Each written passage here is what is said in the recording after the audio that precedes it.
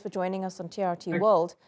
Yasser, we're getting a few reports about what happened at the border, very differing reports. Do you think there should be an investigation into this deadly incident so we don't see something like this happen again? Well, we had a first investigation made by Mrs. Aida Al-Alami for the New York Times, and she already spoke of about 20 people getting killed by the Moroccan police, and they used geolocalization plus authentication of the videos. So definitely an investigation must be accomplished, an independent one, and this is not the first time the Moroccan government is using migrants as a way to bully the Spanish government. This dates back to when Spain welcomed the head of the liberation movement, the Sahrawi liberation movement, Brahim Ghali, who was undergoing COVID-19 treatment. And now the Moroccan government has done it again, and this time killed people by the dozens.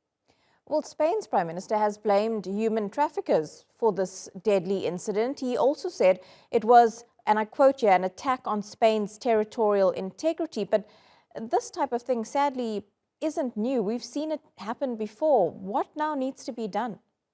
Well, Mr. Sanchez is again trying to lean and to support the Moroccan regime. Well, the traffickers who do exist have not beaten down to death those migrants. And what you have to also keep in mind is that the Moroccan police, and this is the tragic irony, the Moroccan police killed black migrants on Moroccan soil to protect Spanish colonies.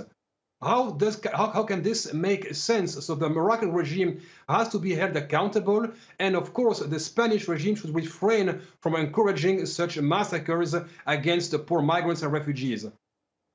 And what about those migrants and refugees? Because there are hundreds of people at this border, they're trying to make their way to Europe for a better life, to escape whatever they're going through in parts of Africa. What needs to be done to protect them, and not just on the Moroccan side, but on the Spanish side as well?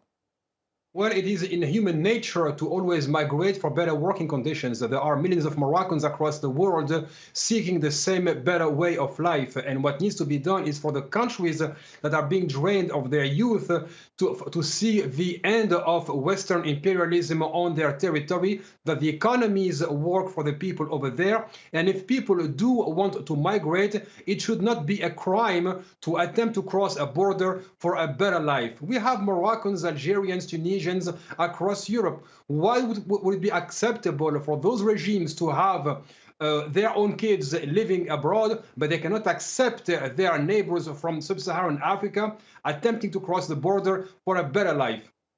Yasser Louati, live to us there from Paris. Thank you so much.